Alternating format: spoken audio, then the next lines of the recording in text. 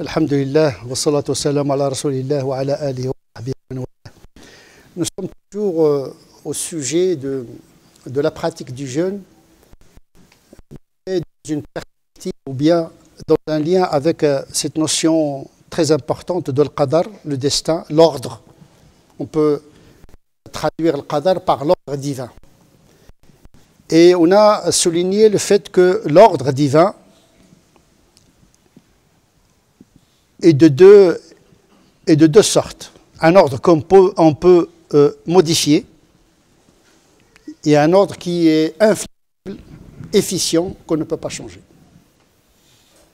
Nous avons dit que l'ordre divin, il est lié, c'est-à-dire le qadar, il est lié à sa science, parce qu'il fait les choses de par sa connaissance, sa préscience et son nom. Il écrit les choses. Les choses sont déjà écrites. Et on a dit que ce qui est écrit, très facile, à cet égard, il peut être modifié, puisque l'ordre, il est lié à ce qui est écrit. Il est lié également à la volonté de Dieu, à l'action de Dieu dans le monde. C'est un Dieu agissant, existant et agissant, présent. Il n'a pas pris congé du monde. Il ne s'est pas retiré du monde. Il intervient. On peut même le faire intervenir dans notre vie par le dua, en le sollicitant d'être un acteur dans notre vie. Sinon, il nous laisse à... Puis, il y a l'ordre de la création. Sa création est continue. Tout cela est conjugué à sa sagesse parce qu'il ne fait pas les choses de manière absurde et arbitraire. Il fait les choses parce qu'il y a une sagesse derrière son action. Et on a dit que la prescription du jeûne doit être liée à ces notions.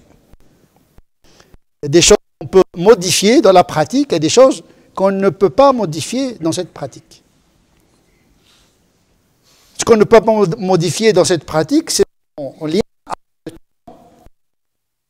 au mouvement cosmique. Et les mouvements cosmiques sont liés à des lois physiques invariables, universelles. On ne peut pas agir sur le mouvement de la Lune qui gravite autour de la Terre. La Terre gravite autour du Soleil, permet de compter les mois parmi lesquels figure le mois de Ramadan que nous célébrons spirituellement par le jeûne, parce que c'est dans ce mois où Dieu a décidé de contacter le monde des humains à travers la révélation coranique par le biais de Mohammed sallallahu alayhi wa sallam. Ce temps-là, on ne le maîtrise pas. Ce temps qui est lié aux lois naturelles d'Allah subhanahu wa ta'ala, un ordre qu'on ne peut pas changer, le qadar kauni. Les mois pour Dieu sont 12. Inna iddat al-shuhur inda Allah 12 shahra, parce que c'est une horloge cosmique, bien organisée, cyclique. En jeûne, dans le mois de Ramadan, on entre dans ce mouvement cosmique. C'est une soumission qui participe et qui procède de ce mouvement cyclique. Sauf que nous avons choisi de nous soumettre à cette loi. Alors que la Terre, le Soleil, la Lune n'ont pas le choix. فقال لها وللأرض ائتيا طوعا أو كرها قالتا أتينا طائعين. L'injonction existentielle veut que la Terre soit comme ça, le Soleil soit comme ça. Il n'y a pas un autre monde qu'on pourrait inventer une conception du temps qui correspond à notre pratique du mois de Ramadan. Donc il y a une harmonisation entre les lois cosmiques et les lois spirituelles et rituelles.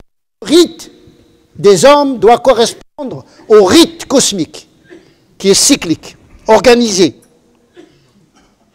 Shahru Ramadan, ومن شهد منكم الشهر فليصم. Donc il y a un début, il y a une fin. Mais notre soumission à cette prescription est une soumission volontaire. Le fait d'avoir cette intention, on élargit notre action, on devient comme une particule dans cet univers cosmique. On devient petit en devenant petit On est grand aux yeux d'Allah subhanahu wa ta'ala parce qu'on a choisi d'intégrer ces lois cosmiques à travers notre rituel. Donc il y a un ordre qu'on ne peut pas changer. Il y a un ordre qu'on reçoit, la prescription du mois de Ramadan. Par contre, cette loi, on peut l'exécuter, on peut la refuser. La ikra fi din. Vous voulez jeûner? Jeûnez. Vous ne voulez pas jeûner? Vous êtes libre. C'est pour cette raison, on ne peut pas contraindre quelqu'un de jeûner.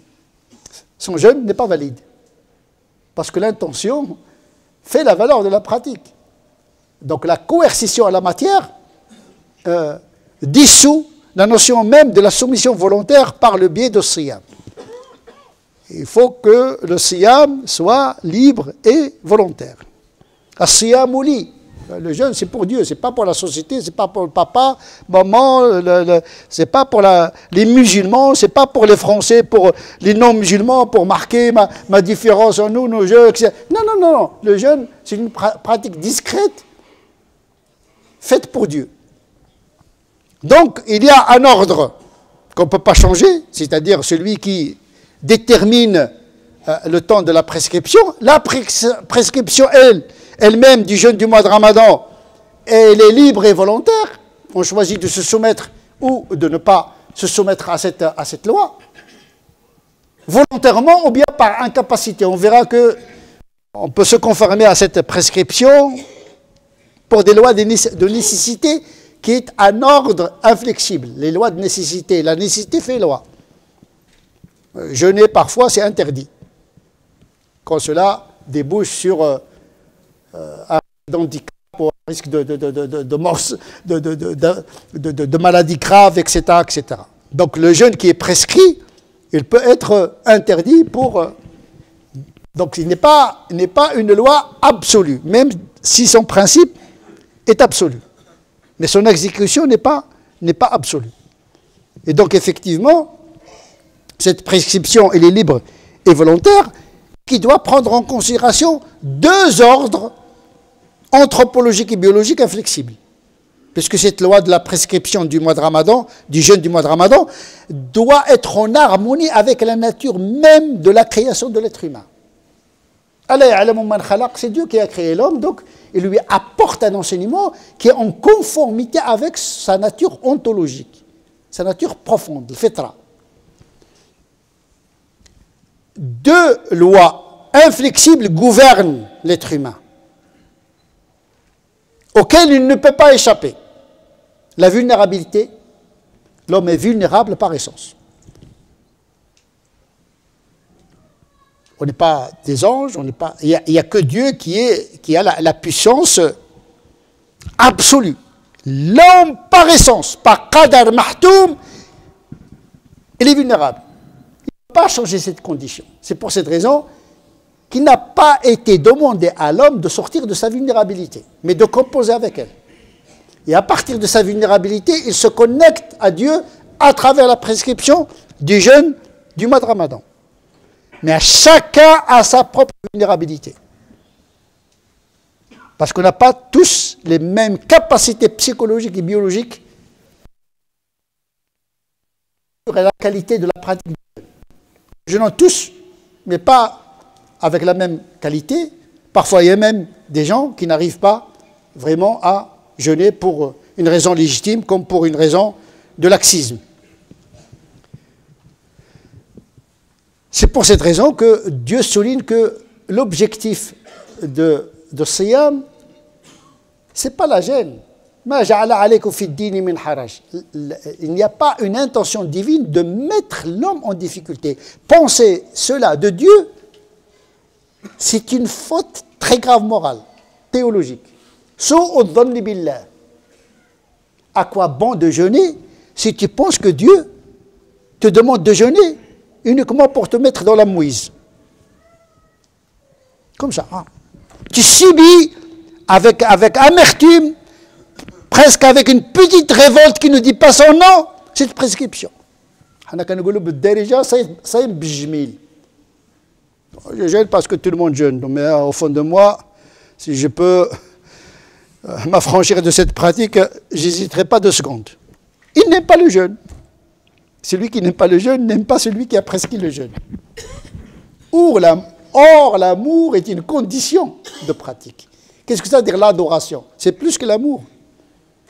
Si tu adores Dieu, tu vas aimer ce qu'il t'a offert comme prescription parce que le jeûne est fait pour l'homme et pas le contraire. Dieu ne nous a pas créés pour jeûner. Dieu ne nous a pas créés pour faire la prière. Il a fait la prière, le jeûne, le bien, etc. pour nous. Mais il nous a créés pour lui. Ce n'est pas la même chose. À ne pas confondre le moyen et la fin ultime, qui est Allah. Allah aura yatuna. Notre objectif, c'est Dieu. C'est pas... Mais si tu te trompes de Dieu, tu te trompes de moyens. Innama al-a'malu l'intention qui détermine la liberté et l'amour de la chose pratiquée. L'intention suppose l'amour. Tu as l'intention de jeûner, mais tu ne peux pas avoir l'intention de jeûner avec un pincement dans le cœur et une gêne. Au contraire, tu sais que c'est un médicament, peut-être amer pour toi, mais c'est un soin. Shifa. Sumu tasihhu. Jeûnez, vous aurez la santé mentale, la santé physique, etc. Sauf contre-indication, comme tout remède. Le Coran shifa. Mais il faut le pratiquer sans dépasser la dose prescrite. Parce que le médicament peut tuer. Yudillu bihi kathiran wa yahdi bihi kathiran. On peut s'égarer. On peut mourir. À cause d'un médicament. Et comme on dit, le poison est une question de dose. C'est la dose qui fait le poison ou pas. Et donc jeûner avec intelligence et modération. Si vous voulez vraiment vous conformer vraiment à la volonté, à l'intention d'Allah subhanahu wa ta'ala. Yuridu bikum al-yusr, il veut pour vous la facilité. Mais la facilité, ce n'est pas le laxisme. Ce n'est pas la licence. L'yusr, c'est rendre facile. Ça ne veut pas dire abolir la prescription, c'est la rendre facile. C'est pourquoi il y a des aménagements. Pour le voyageur, pour celui qui est malade, pour celui qui est dans une contrainte, la nécessité fait loi, etc. Parce que le but de cette loi, ce n'est pas opprimer l'homme, mais lui permettre de triompher sur son corps pour pouvoir s'adonner à la transcendance. Ceux qui savent jeûner savent ce que ça veut dire le jeûne, la douceur de la faim. La faim a une jouissance. Quand le ventre est vide, on sent une joie qu'on ne trouve pas dans la nourriture. Dieu veut nous faire goûter une autre forme de joie, celle de la joie spirituelle. Donc au moins il faut avoir cet objectif, on peut l'atteindre à moitié, mais au moins quand on pratique, il faut avoir cette intention. Donc la vulnérabilité est un qadar mahtoum. Nous sommes vulnérables. Nous devons composer avec cette vulnérabilité. Il ne faut pas se surestimer. La religion, c'est pas la rivalité qui va jeûner plus fort que l'autre. C'est pas ça. Il n'y a pas de concurrence en la matière. Il y a pas de on fait la musculation. C'est pas ça. Qui est le plus fort? Non, c'est pas ça. Il y a une vulnérabilité à prendre en considération parce que malheureusement, il y a des gens qui sont malades et qui refusent de prendre la dérogation. Ils pensent qu'en jeûnant, ils vont plaire à Dieu. Il y a même ceux qui souhaitent mourir en jeûnant. En vérité, c'est un suicide déguisé. Comme les gens qui vont aller au pèlerinage pour mourir pendant le pèlerinage. Ils cherchent la mort. Non. Voilà, tulqu bi anfusikum ila tahluka. Il ne faut pas s'exposer au danger. Le deuxième destin inflexible, c'est notre nature pécheresse. Kullu ibn Adam khata. Tu dois composer avec cette nature. On n'est pas des anges. Il n'est pas dans le projet de Dieu que l'homme soit infaillible. Donc il se peut que le jeûne ne soit pas parfait. Il se peut même, et c'est souvent le cas pour beaucoup de musulmans, de ne pas jeûner par laxisme, par faiblesse, par désir hein, sexuel ou de la nourriture, bon, il interrompt sans raison valable le jeûne, par faiblesse. Parce que la faiblesse est inscrite dans la nature. C'est pas ça qui est le plus dangereux. C'est pas ça. La faute, ce n'est pas fauter. La faute, c'est de justifier la faute et persévérer dans la faute sans sentir le regret. C'est ça qui est la faute. Mais manquer un devoir en lui n'est pas une faute tant qu'il est réparé par le repentir et par les bonnes actions. Et c'est ça qu'il veut de nous, Dieu. C'est toujours en permanence se réformer. Et bien sûr, c'est pour cette raison qu'il a été prévu pour ceux qui manquent pour une raison valable leur jeûne en donnant la fidia ou bien en rattrapant le jeûne, mais même pour ceux qui ont manqué un jour, 2 jours, des journées de Ramadan, ils peuvent se rattraper parce que le rahma de Dieu, il est pendant le Ramadan et en dehors du Ramadan, il faut qu'ils rattrapent le jour qu'ils ont manqué et puis donner une kafara pour réparer. Peut-être c'est dans le bénéfice du pauvre. Peut-être que Dieu veut que les gens pêchent pour aider les pauvres. Hein. La portée sociale de la faute. La portée sociale. Ça veut dire une faute qui bénéficie aux pauvres.